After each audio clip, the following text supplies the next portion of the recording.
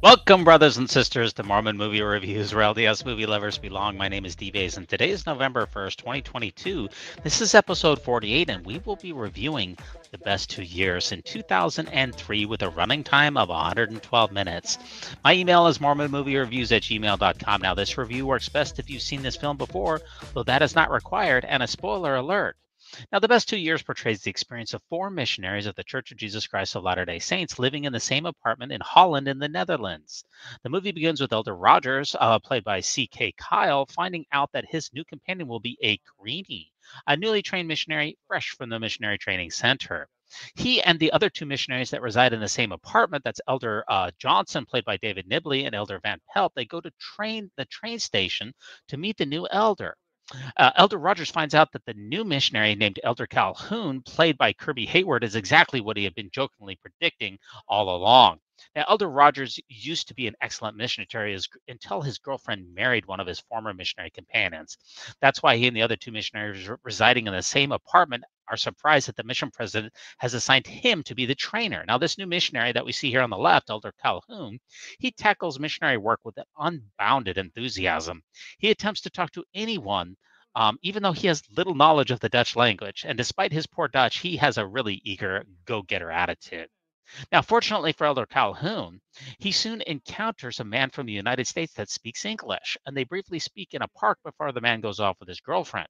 Calhoun gives him a Dutch Book of Mormon with his telephone number. The man doesn't want to meet the missionaries in his own apartment, however, because his roommates wouldn't understand. So the missionaries arrange for him to meet in the missionary's apartment. And that's at that time that he tries to give the Book of Mormon back because he can't even read Dutch. So they give him a Book of Mormon in English. Now the missionaries, they find out that this man's name is Kyle Harrison and teach him about Joseph Smith. Afterwards, Kyle, he shows a sincere desire to learn more. So the missionaries schedule another follow-up discussion. It looks like we found our golden investigator for this film. Now, it's not all about missionary work. It's also about the tensions between the missionaries, and there's a lot of tension between Elder Johnson and Elder Van Pelt. Earlier, Johnson had received an audio tape from his girlfriend. He hasn't been able to play the tape for several days because Van Pelt lent the tape to a fellow church member. Also, Van Pelt is annoyed by Johnson's repeated use of the word flip as a mild substitute for any number of profane words. So Johnson had told Van Pelt to hit him every time that he used the word flip. But while waiting outside the apartment, Johnson says it, and frustrated with Van Pelt for always hitting him, he physically forces him to stop, showing his anger. The tension culminates outside the missionary apartment just as Kyle is leaving from his first discussion. As he's leaving, Johnson and Van Pelt are looking in, hoping for him to leave soon. However, Johnson states, "Oh, flip. They're just standing around in there." Now, forgetting Johnson's threats, if he does so again, Van Pelt hits Johnson on the back, and Johnson chases Van Pelt around. And eventually, as Kyle is on his way out the door, Van Pelt enters and hides. Now, Johnson demands to know where Van Pelt is and misunderstands most of what Rogers says and hears only behind the door. Angry starts to smash Kyle even more until he realizes what he just did. The elders, they run in to see that Johnson has hog-tied Van Pelt with a rope. And it is at this exact moment that the mission president arrives right behind them. Now, President Sandberg, he gives Johnson and Van Pelt a mild but appropriate and effective reprimand for their misbehavior.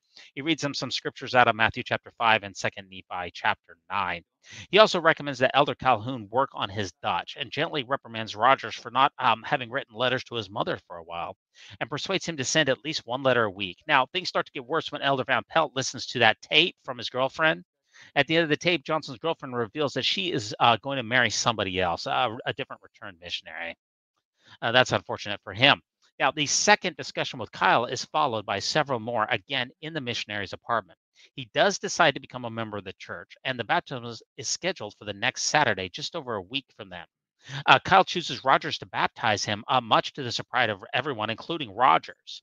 Now, the baptism takes place in a river as scheduled on the same day that Rogers was leaving for his home. Now, there's a well placed windmill right in the back of that shot. Now there's some long goodbyes at the train station when the four missionaries, they talk about what they're going to do when they meet back up. And Rogers is looking on from the train, and Calhoun, he finally understands and speaks Dutch well. Now, this entire film was shot in just the space of 4 weeks. All the exterior shots were filmed in the suburbs of Amsterdam, while the interior shots were filmed in Alpine, Utah. Now, this is a movie is actually based on a play called The Best 2 Years of My Life by Scott S. Anderson, which debuted in 1985. I just want to play you a little bit of that play.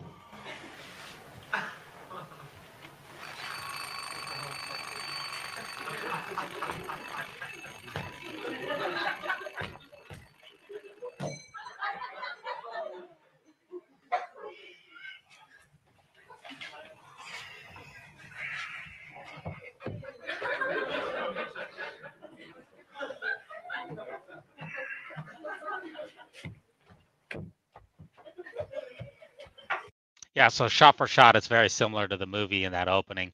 Now, here's Scott S. Anderson. He brought us the play, and he's also the one who's the director of the actual film itself. And here's a picture of Scott S. Anderson. He worked for Hailstrom Productions, Hailstrom Media, and now he's the director down at Tuacahn of Artistic Productions down there. Now, this film ranks 8th all time. It's bottom left-hand corner. Sorry, I'm covering it up there. In Mormon cinematic history, grossing $1.1 million off of a budget of $500,000. So not too shabby. Now, this is the best-rated Mormon cinematic film in history. With a tomato meter of 73%, the critics like it. The audience absolutely adores it. This film is just really easy to watch. Everybody can enjoy this film. It's not too sappy, and it's just very highly rated. Now, this is probably the review that reflects my own opinion the best. It says the value of the best 2 years is its wholesome, sometimes humorous view of missionary life, and I would agree with that sentiment. Let me give you a couple of last parting thoughts here. I would say that the best 2 years is second only to God's Army when it comes to portraying the missionary life. It's very authentic, it's very faithful, and it's an easy movie to watch and it's just easy movie to like. You probably like it if you watch it. Now, thanks so much for joining me to review this film. Please like, subscribe, and leave a comment, and join us next time for another episode of the Mormon Movie Reviews, where LDS movie lovers belong, in which we are going to review the 1980s film strip classic, Children of Promise. So long.